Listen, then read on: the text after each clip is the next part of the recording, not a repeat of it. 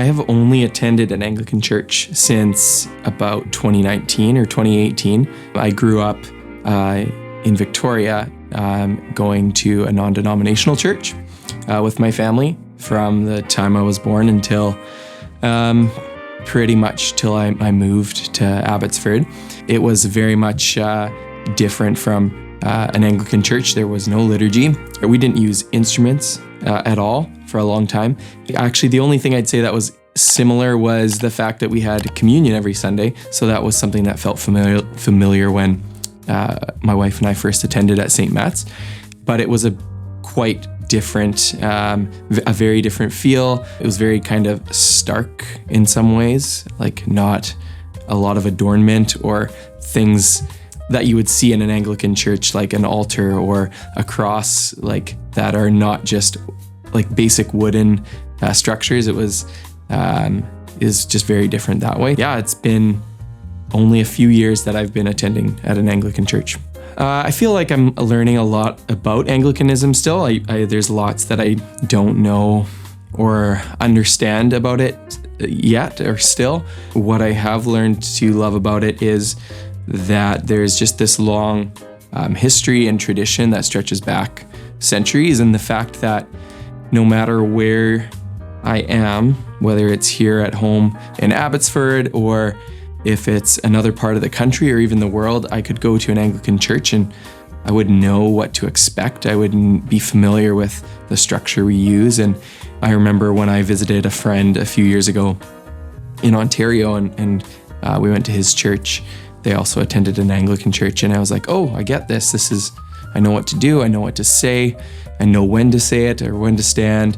So I really like that familiarity and that structure and the fact that you are sharing in this same tradition that is taking place all over the world and that has taken place for hundreds of years, and it's got a lot of meaning behind it, even if I don't know a lot about that at this point.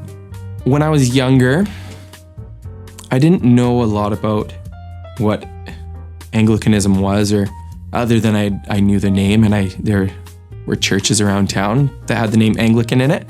My only real experience with it growing up, I remember in high school I was in a choir and we sang at a church one morning. It was an Anglican church and I had never been to one before, so I was not familiar with the structure and the formality and like the priests wearing the robes and the Eucharist and all that. So there was this misconception that I had, I think for quite a while, that it was a very kind of rigid and formal and not conservative, but I guess traditional, like very traditional. Like I think my grandmother was an Anglican who went, a few times a year. And so that was my association with it, was like a place for really old people to go, I guess. And so once I came to an Anglican church and my wife and I explored a few different ones, yeah, there's a lot of tradition. But I think we learned some of the reasons for why those things are the way they are, and that it's not just a place for your grandparents. Yes, there was structure and there was a certain way of doing things, but there's a lot of meaning to it that I didn't know. I guess my idea of it before was, it's like telling you what to do every part of the service, and there's no like room to move within that. And there's an element of that in reality, but the other part of that is it provides a level of comfort in knowing what you are going to experience and do. And that was I think probably my big misconception. Yeah, I'd say if someone was having similar misgivings or unsure about like, why does a priest wear robes and what's with all the sitting and standing and why do they like walk with a cross down the aisle? And I think you just need to just sit with it for a little bit and not judge it right away and just be curious and open to seeing things from a different point of view and not be too quick to judge it, because you might find out it's something you really love. So I moved to Abbotsford in 2016, not too long before my wife and I got married. And when we got married, we both wanted to find a church that we wanted to go to and not one that she had grown up going to, for example, because she's from Abbotsford and obviously I was still pretty new here. So we took some time to explore a few different places.